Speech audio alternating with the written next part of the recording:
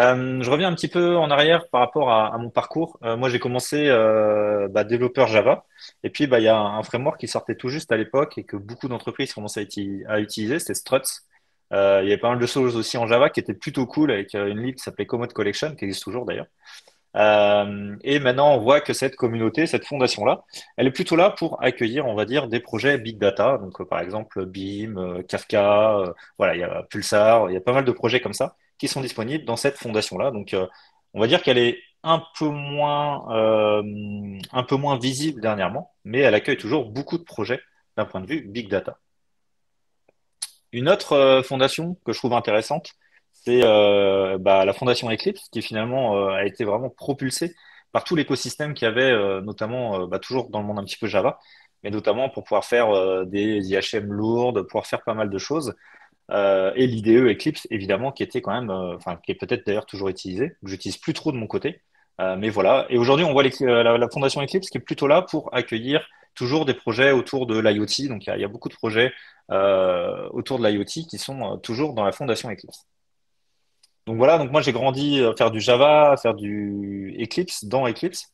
Et puis finalement après il y a un autre truc qui est arrivé avec pas mal de nuages où j'ai commencé du coup à regarder un petit peu ce qui était disponible sur le cloud, donc avec App Engine sur Google Cloud. Moi j'ai commencé du coup, je suis tombé on va dire dans Google Cloud quand j'étais petit.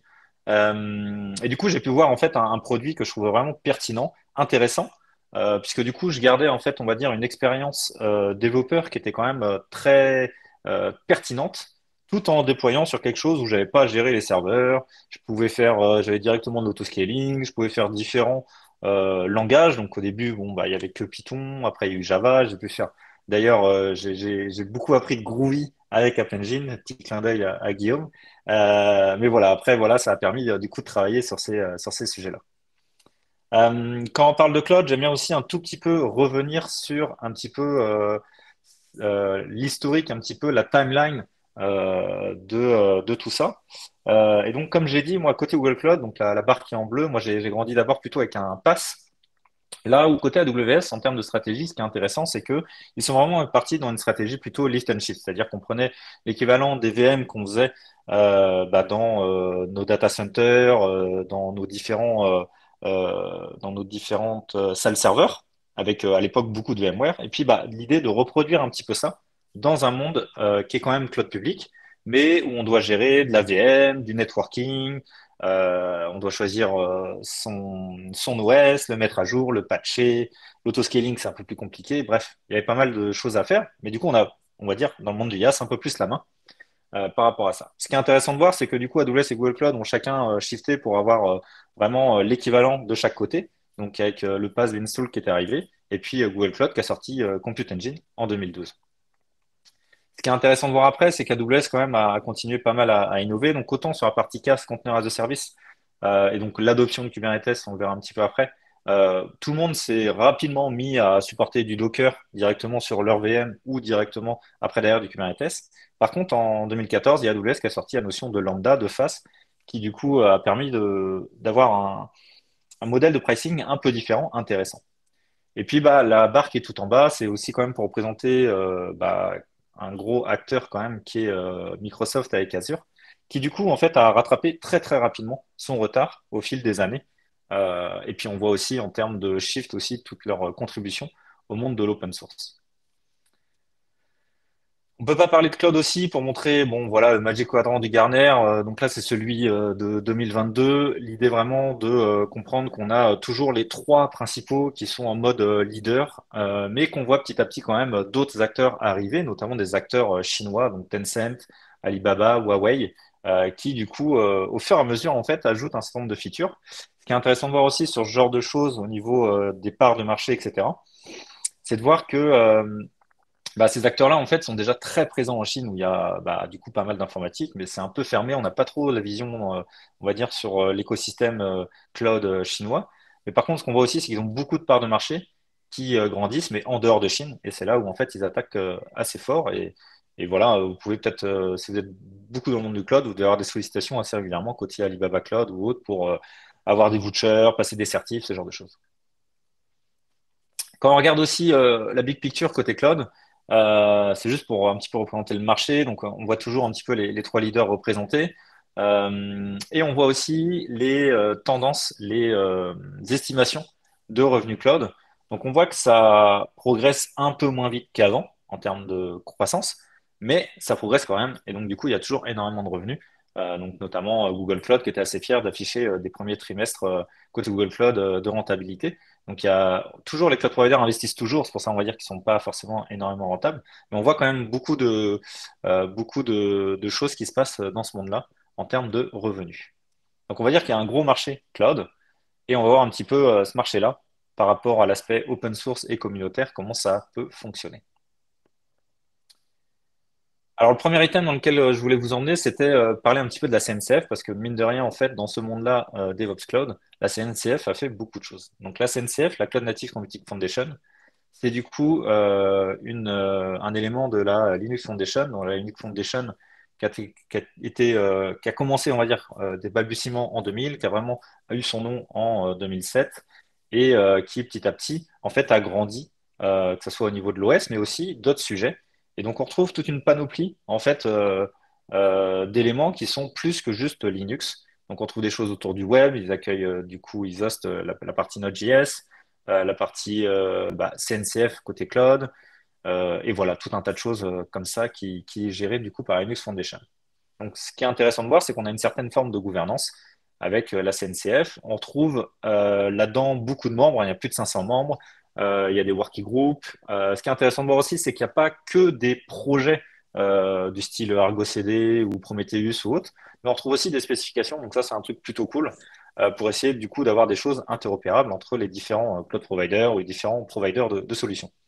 Donc 500 membres. Ce qui est intéressant de voir aussi, c'est qu'ils distinguent les membres utilisateurs, les end-user members, des sponsors, qui sont plutôt eux, voilà, les sponsors, on va dire, c'est les gros du marché, mais il y a aussi des end-user utilisateurs. Donc on va retrouver des banques qui utilisent beaucoup, par exemple, Kubernetes, ce genre de choses. Donc là, dans les sponsors, le point d'attention et le truc que je trouve intéressant, c'est qu'on trouve vraiment tous les gros. Donc tout le monde a misé quand même pas mal sur la CNCF pour avoir la présence sur ce sujet-là. L'autre point intéressant avec la CNCF, c'est la façon dont ils ont catégorisé leurs projets. Donc, ils ont trois éléments, la partie sandbox, incubation et graduation, qui correspond en fait un petit peu aux différentes étapes qui sont décrites dans le livre Crossing the Chasm, qui est dans l'idée de se dire qu'on va avoir des gens qui innovent vraiment, donc des projets en sandbox, on va dire, qui apportent de la valeur, mais voilà, c'est vraiment tout nouveau. Les early adopters dans phase d'incubation, où là, du coup, on va demander à avoir un petit peu plus de end users qui commencent à utiliser, qui font des retours. Et puis la partie graduation, dans le sens où on va dire que là, on a une early majority, tout le monde connaît un peu le projet, on peut l'utiliser, il est mature par rapport à ça. Et donc dans la CNCF, donc typiquement c'est en 2018 que Kubernetes est passé graduated. Et tout ça en fait est assez intéressant aussi de voir qu'il y a un Technical Oversight Committee, qui s'appelle le TOC côté CNCF, qui en fait étudie les différents projets. Et en fait on peut soumettre ces projets pour du coup passer en sandbox, en incubation et en graduation selon un certain nombre de règles. Donc, des projets gradués, il y en a plein aujourd'hui, hein, Prometheus, Kubernetes pour dire les plus connus, tout un landscape disponible. Et puis, au-delà du landscape, la CNCF aussi fait un certain nombre de choses en termes d'infographie. Donc, voilà, ils avaient sorti un Cloud Native Trail Map pour essayer d'expliquer aux personnes que, voilà, la première étape, c'est peut-être de bien maîtriser la containerisation. La deuxième étape, bien maîtriser la partie CI/CD pour pouvoir, on va dire, déployer des choses de façon éphémère. La troisième partie, c'est plutôt d'avoir un orchestrateur qui est capable de surveiller vos différents conteneurs. Bref, il y a des choses comme ça vraiment intéressantes pour essayer d'accompagner les différents clients et personnes qui veulent progresser sur ces sujets-là de la SNCF. Autre point aussi qui n'est pas très connu, c'est qu'ils sortent des radars. Donc, j'ai montré tout à l'heure Magic Quadrant côté Gartner, mais la SNCF aussi sort des radars. J'ai pas mis à jour ces slides-là. Je pense qu'il y a des nouveaux radars qui sont sortis. Donc, il y avait des radars autour du stockage de bases de données liées à Kubernetes, autour de l'observabilité, autour du continuous delivery, etc., etc. Donc, eux, leur objectif, hein, c'est faire en sorte qu'il y ait la notion de cloud native. Et un point important à savoir, du coup, c'est que la KubeCon Europe, donc qui est, on va dire l'événement phare côté CNCF, aura lieu à Paris l'année prochaine. Dernier élément aussi que j'aime bien mettre en avant, toujours dans l'aspect Linux Foundation, pour montrer aussi cet aspect un petit peu de gouvernance partagée open source. Comme j'ai dit, hein, les différents projets entre Graduated, Sandbox etc. En fait, il y a un certain nombre de règles pour faire en sorte de vérifier la santé open source des projets. Donc, typiquement, ils vérifient qu'il n'y a pas qu'une société qui est derrière, que les PR sont bien acceptés par des contributeurs externes, qu'il y a bien voilà, un certain nombre d'issues qui sont traités. Vraiment que le projet vive et qu'il y ait une certaine santé autour de ce projet open source. Dernier élément, on en parle beaucoup dernièrement, la partie aussi FinOps.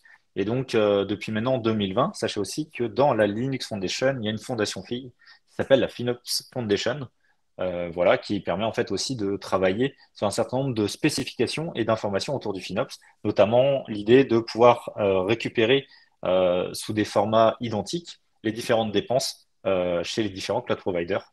Euh, Par rapport à ça, et notamment aussi chez les providers, par exemple, comme chez Haven, Confluent pour Kafka Cloud ou ce genre de choses, pour pouvoir récupérer, on va dire, les dépenses chez différents providers de solutions. Donc ça, c'était pour représenter un petit peu la CNCF. Après, ce que j'aime bien aussi, c'est parler d'open source. Ce qui est intéressant de voir, c'est que côté open source, on a quand même des géants qui contribuent pas mal à l'open source, mais finalement, les géants aussi profitent de l'open source. Donc j'aime bien aussi parler des fois de juste retour, puisqu'aujourd'hui, en fait, les cloud providers ont réussi leur succès grâce finalement à des produits comme Linux. Donc vraiment travailler sur ces sujets-là. Là, j'ai utilisé un site, alors c'est les stats de 2022, mais Open Source Index. Bon, ça donne des tendances. Après, il vérifie que les adresses email qui sont du style google.com ou ce genre de choses. Donc, ça donne une certaine vérité, mais pas forcément toute la vérité.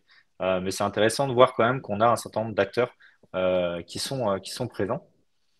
Autre point intéressant aussi, on arrive bientôt en octobre et du coup, le Hacktoberfest va fêter ses 10 ans. Et là aussi, c'est quelque chose de vraiment très intéressant de voir un petit peu l'adoption. Nous, à Zenica, on utilise souvent cet événement-là pour reparler d'open source, essayer de évangéliser et accompagner des personnes qui voudraient se mettre à l'open source et travailler sur ces sujets-là. Moi, ce que j'aime bien aussi voir, c'est que les cloud providers, au début, avaient des solutions plutôt propriétaires. Et en fait, au fur et à mesure, ils se sont rendus compte clairement que l'open source permettait vraiment d'avoir un discours où on peut indiquer vraiment qu'on va donner la main au développeur, pas forcément l'enfermer dans une technologie, et que finalement, on va pouvoir changer de plateforme ou potentiellement passer d'un monde plus IaaS à un monde plus serverless, puisqu'aujourd'hui, on a des runtime serverless qui supportent des conteneurs.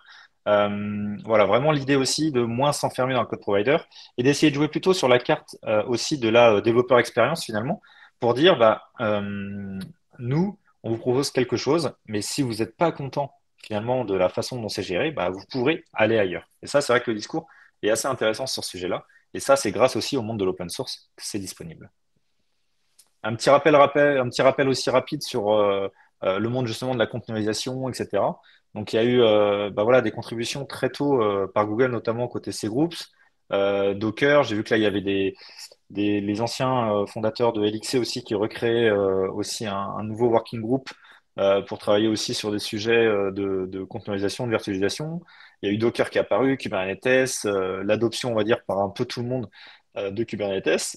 Et puis le fait aussi que Kubernetes soit redonné à une fondation pour avoir une gouvernance plus claire, une adoption meilleure finalement. Donc ce qui est intéressant de voir aussi, c'est que avant, par exemple en 2014, clairement on se connectait sur le site de Kubernetes. Déjà, ça se trouve, le site il était hébergé sur google.com et c'était marqué Kubernetes by Google en dessous. Alors qu'aujourd'hui, maintenant, on a quelque chose vraiment standard avec Kubernetes.io et une gouvernance par la CNCF à ce niveau-là. Moi, ce que vraiment, là où j'ai été assez impressionné, c'est de voir tout ce monde justement évoluer côté DevOps et conteneurs, qui a rapidement pris le pas du projet Docker de la containerisation, mais aussi en fait finalement de Kubernetes après derrière pour pouvoir orchestrer ces différents conteneurs et donc avec les différents produits qui ont été mis en place côté cloud provider. Une autre stat aussi que j'aime bien partager, c'est de voir que tous les cloud providers supportent aujourd'hui Kubernetes, mais les personnes qui sont sur ces plateformes-là utilisent Kubernetes, mais pas de la même façon. Typiquement, vous vous souvenez, au tout début, j'ai indiqué que AWS, c'était plutôt des choses où on avait, c'était plutôt le monde du IaaS au départ, donc plutôt on a la main, on peut gérer ses serveurs, faire un certain nombre de choses vraiment soi-même. Et en fait, on se rend compte que sur AWS, on va dire, c'est moitié-moitié entre les gens qui utilisent des VM et installent Kubernetes par eux-mêmes pour gérer eux-mêmes leur Kubernetes et les personnes qui utilisent du coup Kubernetes as a service côté AWS qui est EKS. Là où côté Google Cloud, on voit que les gens font plutôt confiance ou en tout cas veulent pas passer trop de temps et utilisent plutôt le service sur étagère côté Google Cloud avec GKE. Et on voit qu'ils sont très peu finalement à utiliser la solution en popant des VM et en installant Kubernetes eux-mêmes. Et c'est la même manière aussi côté Azure, on voit que c'est plutôt quand même le produit managé qui est utilisé. Bon, je ne vais pas revenir forcément trop dans le détail de cette slide-là. L'idée, c'est de remettre aussi en perspective que côté open source, ça fait très longtemps qu'on a quand même des acteurs qui créent des choses. VS Code, quand même, est très populaire. Vous retrouvez du coup le logo Kubernetes by Google. Il y a eu TensorFlow aussi, qui reste quand même un des projets les plus populaires dans le monde du machine learning. React côté Facebook, enfin côté Meta. Netflix aussi avait beaucoup contribué sur tout ce qui est archi distribué, résilience circuit breaker, etc. Donc voilà, on voit qu'il y a tout un tas d'éléments qui ont été amenés grâce aussi aux géants du web et qui ont finalement contribué pour essayer à la fois de redonner à la communauté, mais aussi potentiellement attirer la communauté et attirer aussi des, euh, des talents dans leurs équipes pour pouvoir travailler sur ces sujets-là. Élément aussi que j'aime bien montrer, c'est finalement l'ouverture des trois gros sur l'écosystème de partenaires. Donc, quand on va sur la page de Microsoft côté Azure, on voit en fait qu'ils mettent en avant un certain nombre de partenaires. Donc là, on voit que ça commence par Red Hat, il y a Elastic, etc., etc.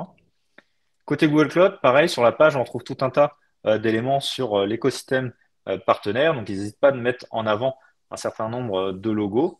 Et j'aime bien le fait que ce soit quand même souligné aussi que, en fait, ils travaillent avec les différents partenaires comme Redis, Elastic ou autres pour en fait opérer par les partenaires. Et donc, c'est pas l'idée de prendre le produit open source et de l'héberger eux-mêmes et de faire leur solution, mais vraiment aussi travailler avec les partenaires.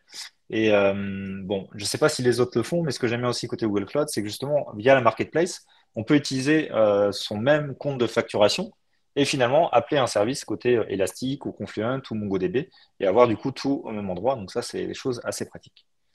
Côté AWS, voilà, ils indiquent juste qu'en fait, qu'ils ont des partenaires avec des open source leaders. Il y a un peu moins de logos, mais ils ont quand même une page dédiée à la partie open source. Donc là, j'ai montré un petit peu l'écosystème côté cloud. Je vais montrer un petit peu la CNCF et ce que propose les contributions, on va dire, des cloud providers au monde de l'open source et aux partenaires open source. Troisième élément qui était important aussi à discuter, bah, c'est la partie communautaire. C'est quelque chose aussi qui m'intéresse énormément, de voir un petit peu comment ils construisent un petit peu leur communauté. Alors pourquoi ils ont intérêt à créer des communautés? Bah, en fait, dans l'idée, c'est que si vous voulez avoir de l'adoption qui est vraiment bottom-up, donc on va dire c'est pas des top décideurs qui décident je vais choisir tel cloud provider, mais plutôt le bouche à oreille aussi, bah, il faut créer cette notion de communauté, que les gens parlent d'eux-mêmes, de leur retour, en espérant du coup que les retours soient bons évidemment mais dans l'idée de se dire que si on crée des communautés qui sont libres de parler, bah, finalement, si j'ai le meilleur produit, il y a de grandes chances en fait qu'ils en parlent en bien. Donc l'idée vraiment de partager un petit peu cette connaissance et permettre aussi aux personnes de échanger, créer du contenu ensemble, partager un certain nombre de bonnes pratiques, comme là aujourd'hui par exemple à CloudStude, vous allez avoir tout un tas de bonnes pratiques disponibles et donc ces aspects communautaires voilà, qui aident beaucoup. Et ce qui est intéressant de voir du coup, c'est que les différentes organisations ont vraiment adopté deux parties. Une partie pour aider finalement à organiser, donc faire en sorte d'accueillir des personnes ensemble pour échanger certains sujets. Et une autre partie, une autre initiative qui est plutôt d'aider les personnes qui vont créer du contenu. Voilà, que ce soit des articles de blog, être speaker à des talks, ce genre de choses. Les chiffres que je vais donner, c'est les chiffres du coup de 2022. Côté Azure, du coup, on retrouve en gros 160 meetups dans le monde des MVP, donc des Most Value Professional Cloud, il y en a 534 quand même, donc c'est assez énorme. Et puis après, ils ont sorti des badges qu'on retrouve, et là, il y en a un petit peu plus à ce niveau-là. Donc là, on voit en gros 160 meetups, 534 MVP. Côté Google, donc ils ont la notion de GDG, Google Developer Group, qui est plutôt là vraiment pour organiser des conférences, et la partie GDE, Google Developer Expert, pour plutôt les personnes qui créent du contenu. Des meetups côté cloud, il y en a environ 200. Côté GDG, donc en tout, pas que cloud, du coup, il y a aussi des GDG généralistes, Il y en a un millier en gros dans le monde, et des GDE, il y en avait 148 en 2022, ça va être un peu plus maintenant. Et par exemple, moi, je fais partie du GDG Cloud Nantes. Et en gros, on a 400 membres autour de ça. Et donc ça, c'est la casquette plutôt, j'organise des conférences. Et puis avec la casquette, je produis du contenu. Et bah, je fais des choses comme aujourd'hui, par exemple, à Cloud Sud, de faire des talks ou des vidéos. Côté AWS, eux, ils ont la notion de AWS Heroes, donc qui est l'équivalent GDE côté Google de plutôt les personnes qui présentent. Donc ils en ont environ 250 et des meet-up 428. Donc on voit qu'il y a quand même, voilà, en termes de présence un peu partout, ça se ressemble beaucoup. Et puis on a vraiment à chaque fois la distinction entre bah, les meet-up qui accueillent pour discuter et les personnes qui produisent du contenu et récompensées par rapport à leur contribution. Et truc intéressant, c'est que du coup, la CNCF aussi fait la même chose. Donc, on va retrouver des ambassadeurs, donc l'équivalent des AWS Heroes, et des Meetup CNCF à ce niveau-là. Donc, des Meetup, il y en avait 195. Alors, à un moment donné, le réseau était suspendu, donc je ne sais pas trop où ça en est à ce niveau-là. À un moment donné, le réseau de Meetup post-Covid était un peu suspendu, parce qu'il y avait du coup très peu d'activité. Par contre, les CNCF ambassadeurs, il y en a 129. Et il y en a, bah, il y a au moins Aurélie en France. Je ne sais pas s'il y en a d'autres en France. Donc ça, c'était vraiment pour montrer un petit peu l'écosystème. Ce qui est intéressant de voir aussi, c'est ils mettent quand même pas mal d'argent pour organiser des événements quand même majeurs. Donc j'ai parlé de la KubeCon qui aura lieu à Paris l'année prochaine. Il y a eu Cloud Next fin août à San Francisco. Il y a Re:invent qui est historiquement souvent à Las Vegas. Voilà, donc il y a beaucoup de choses qui se passent là-dessus. Et puis ça va des événements à 10 000 à plus de 50 000 personnes, 60 000, 110 000. Donc voilà, donc on trouve pas mal de gros événements où là, ils vont vraiment essayer de rassembler justement leur communauté, leurs partenaires, leurs clients évidemment, et essayer vraiment de profiter de cet événement pour annoncer bah, les nouveautés. Donc typiquement, côté Cloud Next, j'ai eu la chance d'y être fin août. Bah, voilà, c'est là où ils ont quand même annoncé énormément de choses autour du Gen AI, puisque c'est quelque chose sur lequel Google Cloud veut surfer en ce moment. Donc voilà un petit peu, donc on a présenté un petit peu la CNCF, les différents cloud providers, les market share, et puis un petit peu la partie communautaire. Moi, j'aimerais bien revenir maintenant sur trois études de cas. Et la première, du coup, c'est de parler de Kubernetes et de Google Cloud.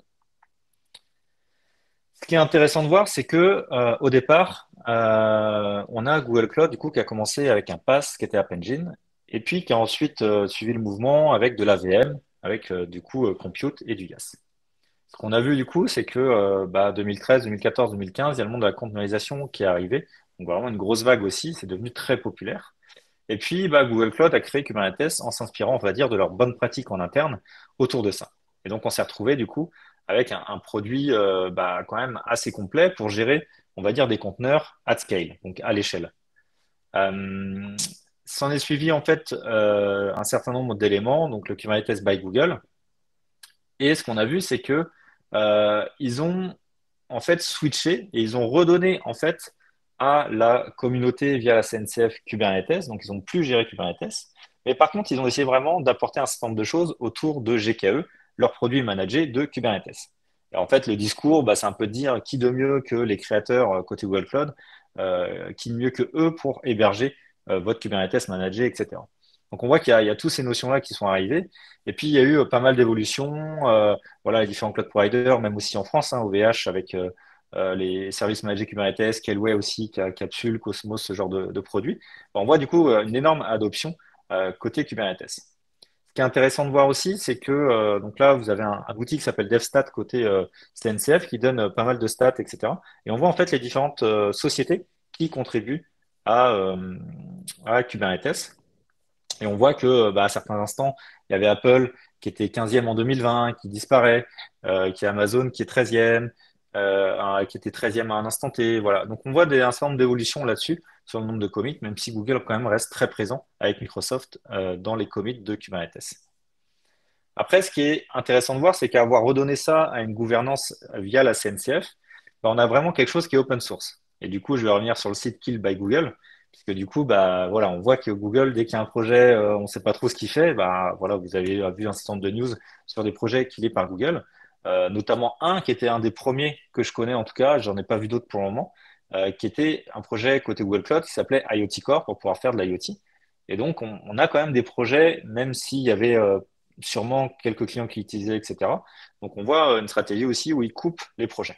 Donc, ce qui est intéressant de voir, c'est que là, on a vraiment Kubernetes qui est géré par la CNCF, par une fondation qui est vraiment à côté. Et donc, on est assuré justement de ne pas avoir le Kubernetes by Google qui apparaît du coup dans les projets qu'il est par Google. Au pire, Google peut peut-être se désintéresser du projet, mais on va dire que sa gouvernance, et il y aura toujours des contributions, comme on l'a vu avec le slide d'avant. Et ce qui est intéressant de voir, c'est qu'ils ont continué à surfer du coup sur ces éléments-là pour imaginer d'autres produits. Donc, le monde de la containerisation a apporté Kubernetes. Et puis, on a Cloud Run qui essaie vraiment de mixer entre quelque chose où on a l'expérience développeur qu'on avait dans le pass, mais en même temps, aucun vendor lock-in avec la containerisation. Et on voit que Google surfe aussi sur pas mal de choses et que même Cloud Run, en fait, finalement, ça se base sur un projet open source qui s'appelle Knative et qui est aussi un projet du coup qui a été redonné à la CNCF. Donc on voit que même pour supporter leurs produits du style containerisation, bah, ils ont fait en sorte d'avoir quelque chose qui puisse fonctionner ailleurs, notamment potentiellement rebasculer sur un autre Kubernetes. Donc ça, c'est des choses, je trouve, intéressantes de voir toute cette logique-là aussi de plus être lié à forcément un cloud provider. Deuxième case study, bah, c'est AWS avec OpenDistro qui avait fait quand même pas mal de bruit. Et la question toujours de la monétisation d'open source. Donc historiquement, enfin de toute façon, une majorité de produits open source sont backés, sont gérés par des sociétés derrière. Donc Redis avec Redis Labs, Elastic avec Elasticsearch avec Elastic, etc. Kafka avec Confluent. Et en fait, en 2018, on a eu pas mal de changements de licences avec l'adoption de licences qui sont, on va dire, différentes de l'open source. Donc, il y a eu pas mal de discussions, il y a eu pas mal d'histoires à ce niveau-là, avec l'adoption du coup de la SSPL, la Server Side Public License, qui dit en gros que le projet il reste open source. Par contre, si on en crée un produit SaaS, et ben, du coup, on n'a pas droit. Il n'y a que Redis Lab qui peut faire un produit SaaS Redis. Il n'y a que MongoDB qui peut faire un produit SaaS MongoDB, etc., etc. Donc là, il y a eu beaucoup de bruit. Pourquoi on est passé de AGPL à SSPL, etc. Enfin, voilà, il y a eu beaucoup de choses. Et puis, on a eu AWS, du coup, qui voilà, a commencé à prendre des produits open source existants et à les mettre justement en mode, à les proposer sur leur plateforme, mais sans rétribuer forcément l'éditeur open source qui était derrière. Donc, il y a eu beaucoup de bruit, pas mal de CEO qui voilà, ont enlevé l'alerte, etc., en indiquant que bah, c'était pas viable dans le temps finalement de faire ce genre de choses. Donc beaucoup de réactions et donc ils ont adapté la SSPL, mais d'un autre côté, il y en a beaucoup aussi côté Fedora, côté Debian et tout, qui indiquent bah, finalement que ce qui a été utilisé comme licence soi-disant open source n'est pas de l'open source. Donc il y a eu beaucoup de discussions sur ce sujet-là. Et finalement, en fait, ce qui s'est passé avec Elastic, c'est que AWS a répondu à la communauté en disant bah Elastic, la société Elastic, elle avance pas assez vite. Nous, on a fait un produit qui marche bien sur AWS. Bah, finalement, ce produit-là, on va le remettre aussi en open source. Et c'est comme ça qu'ils ont créé OpenDistro, qui s'appelle maintenant OpenSearch, for Elasticsearch. Donc, l'idée d'avoir quelque chose qui utilise les mêmes API, mais finalement, qui est, on va dire, un peu propre à AWS. Là où on voit une différence aussi avec Azure et Google qui ont plutôt préféré continuer à faire des partenariats avec Elastic typiquement pour proposer des choses autour d'Elasticsearch. Donc on voit pas mal de choses et puis ça va assez loin, c'est-à-dire que la communauté c'est vraiment il y a un fork de communauté, donc fork de projet open source, mais fork aussi de la communauté.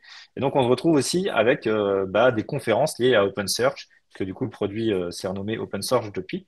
Voilà, donc on a vraiment beaucoup de différences à ce niveau-là. Et du coup, pour finir sur cet aspect-là aussi de l'open source et de la question de la monétisation d'open source, il y a aussi donc le dernier drama avec bah, OpenTF, donc Terraform qui a annoncé des gros changements et l'adoption de la BSL, que Confluent, Sentry, Cockroach Labs, etc. ont adopté, donc la Business Source License. Et donc, du coup, bah, pas mal de questions sur le fait que bah, finalement, c'est pas vraiment open source. Donc, il y a eu un fork qui a été créé avec la OpenTF Foundation. Voilà, donc il y a beaucoup de choses en fait qui évoluent encore sur ces sujets-là. Donc, c'est là où c'est pas vraiment évident à suivre. Et on voit que les cloud providers contribuent à l'open source, mais en même temps, des fois, contribuent d'une manière assez toxique ou différente à l'open source. Et qu'il y a toujours la question finalement de la monétisation d'open source, les sociétés qui sont derrière et finalement les cloud providers qui finalement euh, augmentent aussi leur consommation cloud grâce à ces produits open source. Donc, évidemment, j'ai pas une réponse à ça, mais c'est quand même intéressant à suivre comme logique. Dernier case study aussi sur lequel je voulais parler, c'était la partie un petit peu multi-cloud. On voit en fait que le monde de la containerisation a apporté beaucoup de choses. On peut déployer un peu partout. On a un package un peu universel. On peut faire facilement de la promotion de nos packages. On a quelque chose qui fonctionne potentiellement on-prem, chez différents cloud providers. On a de plus en plus d'outils, notamment avec la SNCF, pour avoir de l'observabilité, quelque chose qui est interopérable, etc., grâce à l'open source et à la SNCF. Donc on retrouve Kubernetes vraiment un peu partout. Et du coup, on a un certain nombre d'acteurs qui ont créé leurs solutions pour faire des mix entre, on va dire, un Kubernetes qui est un peu en edge, un peu de votre côté. Donc voilà, il y a eu Amazon qui avait sorti sa distribution Kubernetes qu'on peut du coup installer chez soi. Et finalement, euh, ça va quand même communiquer avec la console AWS et on va avoir tout ce qu'il faut en termes d'observabilité, etc. Côté Amazon, dans la console Amazon, même si les données, le compute, les traitements sont effectués du coup localement potentiellement avec votre distribution Kubernetes. On a la même chose aussi avec CentOS côté Google et on a aussi Azure qui a sorti un certain nombre d'outils pour essayer de faire des choses un petit peu déportées en hybride. Donc ça, c'est intéressant de voir que à partir d'un élément qui est les conteneurs, on a une gamme d'éléments qui viennent par-dessus pour essayer d'ajouter de la valeur en fait à ce niveau-là. Donc moi, j'aime bien aussi regarder du coup Anthos où on va retrouver finalement en fondation, on va retrouver donc la partie cluster management, on va retrouver Kubernetes qui permet vraiment de fonctionner un peu partout, hein. Kubernetes c'est standard, donc ça peut marcher chez soi, en Edge, on-prem, sur d'autres cloud providers. Par-dessus, ils ont rajouté un produit qui s'appelle Istio pour essayer vraiment de faire en sorte que vos différents conteneurs, vos différents pods, on va dire à ce niveau-là, discutent de façon sécurisée, voilà, puissent aussi découvrir un certain nombre de services. Et puis par-dessus encore, ils ont rajouté Knative que j'ai parlé tout à l'heure pour pouvoir ajouter cette dose justement de développeur expérience très sympa pour pouvoir faire du serverless et des déploiements plus simples. Voilà donc trois cas studies que je voulais un petit peu exprimer dans cette conférence. La suite, bah, pour conclure, moi en gros j'ai bien aimé voilà tout ce monde de la conteneurisation. J'adore vraiment garder le fait qu'on puisse avoir quelque chose qui est rapidement mis en prod, mais en même temps, on va dire avec les fusées là, de SpaceX, on a quelque chose qui est réutilisable avec les conteneurs. On peut du coup rappeler son conteneur, faire vraiment de la promotion, tester des choses, de l'interopérabilité. Donc c'est vraiment super. Mais par contre, moi, je mise quand même plutôt sur justement cet aspect-là où on a des produits open source, mais qui permettent de faire du serverless, qui est vraiment du coup quelque chose que moi, avec un background développeur, je veux faire et pas passer trop de temps à faire du server management. Donc aujourd'hui, en fait, l'idée, c'est de parler aussi du fait que l'open source et le cloud, eh ben, en fait, c'est mutuellement bon. C'est-à-dire que l'un permet d'apporter des choses à l'autre. Et que finalement, si on regarde aujourd'hui les différents OS, les différents produits qu'on utilise, il y a forcément de l'open source un petit peu derrière. Donc voilà. Et ce que beaucoup d'analystes aussi présentent, c'est qu'il n'y aurait pas eu un si grand engouement euh, côté cloud provider dans leur construction de data center, côté hardware open source, ou même aussi en termes de justement de containerisation, ces groupes Linux, etc.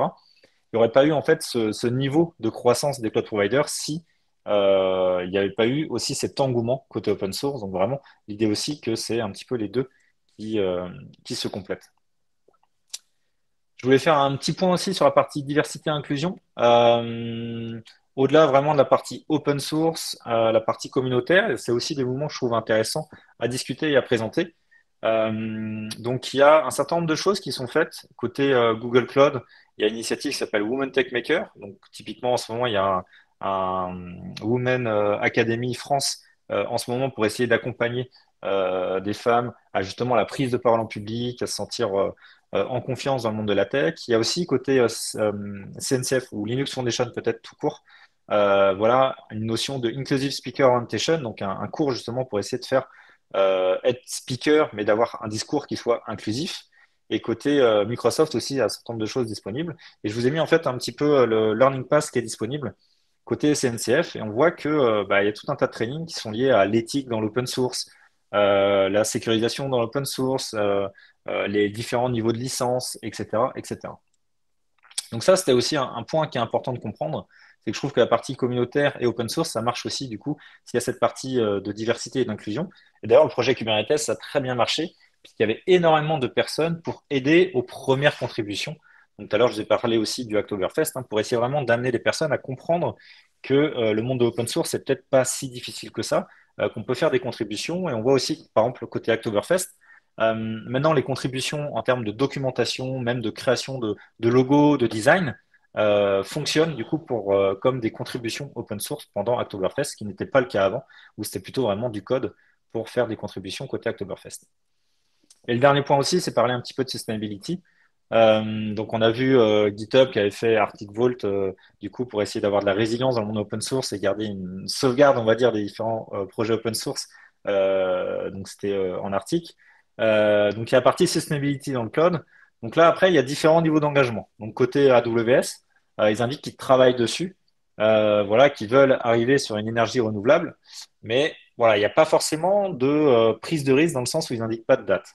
Là où c'est vrai que côté Azure, sur la partie gestion de l'eau notamment, ils indiquent clairement qu'ils veulent être water positive en 2030. Et là où Google Cloud indique vraiment aussi qu'en 2030, ils veulent vraiment être avec de l'énergie carbone free. Donc tout ça vraiment des choses qui sont intéressantes de suivre aussi ces mouvements-là. Google Cloud a sorti aussi un région picker dans le sens où en fonction de ce qui nous intéresse le plus, est-ce que c'est plutôt la latence, est-ce que c'est plutôt le prix, ou est-ce que finalement c'est plutôt notre empreinte carbone, eh ben, on va nous soumettre la zone la plus adéquate pour notre traitement. Donc ça, c'est des choses intéressantes, surtout que en France, du coup, avec le bilan carbone, bah, il y a beaucoup de sociétés, d'entreprises qui se mettent aussi à des marches RSE.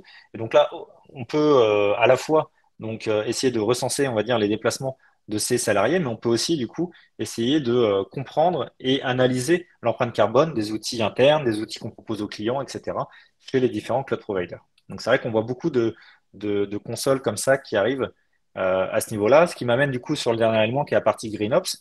Donc comme je vous l'ai dit, hein, on a une notion de carbon footprint de plus en plus dans les différentes consoles, donc que ce soit AWS, Azure, GCP. Donc ça, c'est vraiment super. Et du coup, on a une nouvelle fondation qui s'est créée, donc encore une, sous la Linux Foundation. Donc tout à l'heure, je vous avais présenté, il y avait déjà pas mal de fondations filles.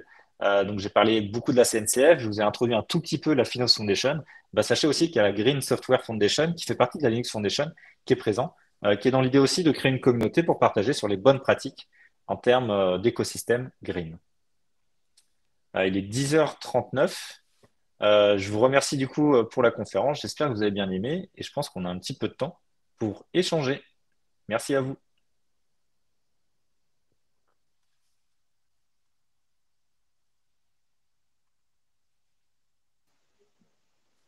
Super, merci Julien pour cette première conf qui s'est passée sans souci en plus de ce que je vois. Ça Ouais, fait j'ai pas plaisir. été interrompu, donc on va dire que que c'était Ah, bon. c'est parfait. Je vois que dans les autres tracks, ça roule aussi, c'est top.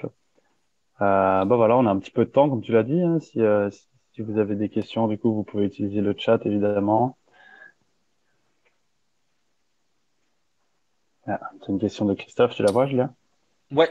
As-tu des conseils ou des outils pour suivre cette actualité open source, les mouvements entre cloud vendors, projets open source, etc.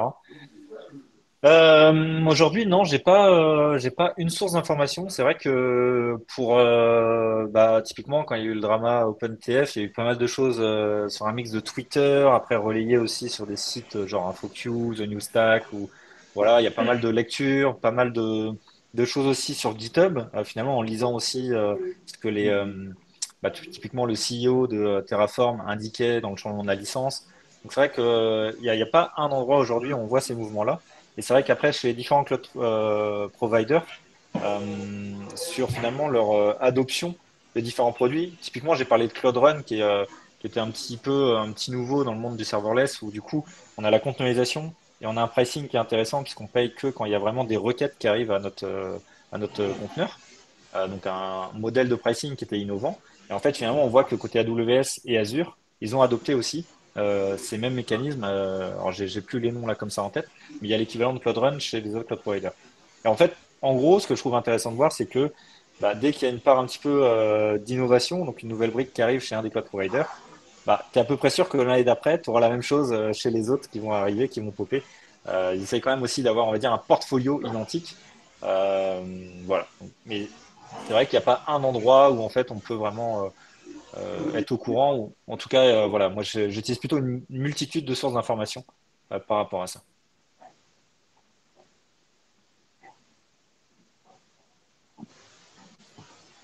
Après, un autre truc aussi, c'est que voilà, c'est dans ce genre de conférences, comme, comme tu l'indiques Christophe, c'est vrai que faudrait que je prenne l'effort aussi d'écrire un petit peu ce que je raconte du coup pendant la conférence pour essayer vraiment de aussi finalement donner une actualité open source. Bon, ça reste valable qu'à un instant T, mais peut-être du coup faire peut-être un article par an pour donner un petit peu les différents mouvements qu'il y a récemment, on va dire, dans le monde du cloud. Ça peut être ça aussi. Donc, in fine, on peut dire que c'est suivre les bonnes personnes, parce qu'on est dans de l'open source. Donc, finalement, l'idée, c'est quoi? D'avoir les bonnes personnes qui prennent le temps, en fait, de synthétiser l'information, de relayer les infos, etc. Ouais, ouais, mais il n'y a pas, ouais, il y a pas un site genre, enfin, ça doit exister, un truc open source news ou autre où il y a des infos, mais voilà, il y a tellement de drama, d'avis contraires ou autre. Rien que dans les slides, je montrais les exemples entre les personnes, voilà, d'éditeurs open source qui ont créé des licences open source et plus ou moins open source comme la SSPL ou la Business License. Là où côté, on va dire vraiment dans le monde du libre, donc Fedora, Debian, bah voilà, il y a l'open source, le libre aussi, donc on voit qu'il y a différents points de vue sur ce niveau-là, quoi. Carrément. On a Nicolas qui nous pose une question. Nicolas. Ouais. Sur le shift vers de nouvelles licences, est-ce limité à des outils liés au cloud ou le voit-on autre part? Hum, Bah, je dirais que dernièrement, on le voit beaucoup dans le monde du cloud, puisqu'en fait, c'est un moyen pour les éditeurs open source de proposer leurs services et d'avoir de la monétisation par rapport à ça. La courbe de croissance côté cloud, elle reste quand même très élevée. Et donc, finalement, il y a une part du gâteau pour aussi les éditeurs open source pour se dire, bah, voilà, si vous utilisez un élastique, bah, du coup, j'aimerais bien que ma société qui est derrière, Elastic, elle ait un petit peu de sous par rapport à ça. Puisque du coup, j'ai plein d'ingés aussi qui travaillent sur la solution, qui font des évolutions, etc. Et donc, je trouve qu'on le voit beaucoup dans les projets liés au monde du cloud, ce shift de licence pour essayer vraiment aussi qu'ils puissent garder une part du gâteau ou en tout cas travailler de façon viable pour eux en termes de monétisation d'open source.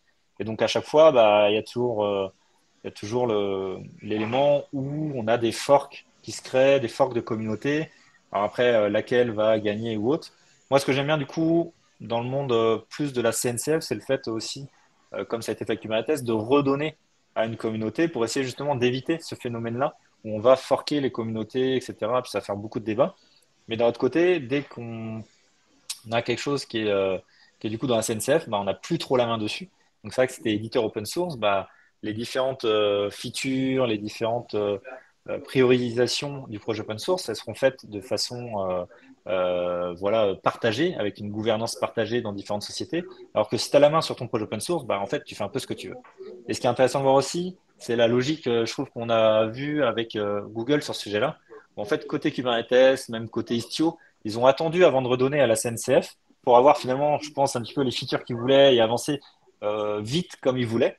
Mais une fois, on va dire qu'ils avaient les features, les éléments qui leur correspondaient, que le projet était assez mature pour eux, bah, c'est là où ils l'ont redonné finalement à la CNCF comme projet. Donc voilà, je trouve aussi intéressant de voir cet aspect-là pour, on va dire, la partie viabilité d'open source. Peut-être un petit complément d'information sur ta question, Nicolas. Moi, je viens de chez Smile auparavant, donc un intégrateur open source plutôt connu en France. Et effectivement, on avait une partie dans le cloud, mais on avait une énorme partie de notre activité qui était plutôt sur des logiciels de front, donc comme de la GED ou du e-commerce, etc. Donc nous, on utilisait essentiellement des solutions open source.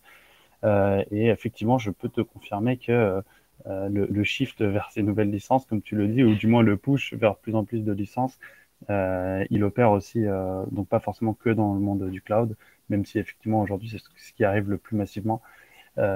Mais voilà, comme il y a pas mal d'éditeurs, enfin de solutions open source qui ont été maintenant rachetés par des groupes où ça devient un petit peu ça devient un petit peu des machines à fric aussi, on va pas se mentir. Hein. Je prends l'exemple d'Adobe qui a racheté, par exemple, Magento, que tout le monde connaît, où effectivement il y a une monétisation du truc qui se fait de plus en plus, même si l'open source reste toujours ouvert, mais on poussait quand même vers effectivement de la vente de licences. Après, on est d'accord ou on n'est pas d'accord. Hein. À l'inverse, on a l'exemple de Drupal aussi qui se veut très communautaire. J'ai pu participer à la DrupalCon à Prague l'année dernière, où on voit que vu qu'ils arrivent à entretenir finalement une communauté open source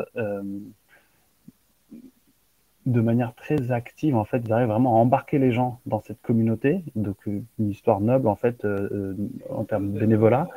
Ils organisent des journées de contribution, etc., où là, on arrive à rester sur des modèles open source, où on n'est pas obligé de pousser de la licence, etc., parce qu'il y a une contribution forte. Et ça se fait, pour l'exemple de Drupal, on voit que Dries, le fondateur de Drupal, est quelqu'un de charismatique, qui va faire des confs, qui va pousser les choses, qui va embarquer les gens, en fait, dans son aventure. Et donc, ce modèle purement open source marche toujours, clairement. Voilà. Purement pour répondre à ta question, Nicolas, on voit effectivement aussi ailleurs que dans le cloud des modèles de licence qui pullulent de plus en plus, quoi, effectivement. Voilà, voilà. Je pense qu'on a un petit peu fait le tour. Il est 10h47. Le timing est bon. En tout cas, merci Julien du coup pour cette première conférence. Merci d'avoir ouvert le bal. Pas de souci. Restez connectés. Vous avez le temps d'aller boire un petit café. Il y a le lobby du coup toujours à disposition pour échanger avec les gens, vous le savez. Et puis, on se retrouve à 11h du coup sur ce track et sur les autres d'ailleurs pour démarrer la deuxième conférence. Voilà, bonne matinée à tous. Merci encore Julien. Magnifique. On finit la conférence de beauté.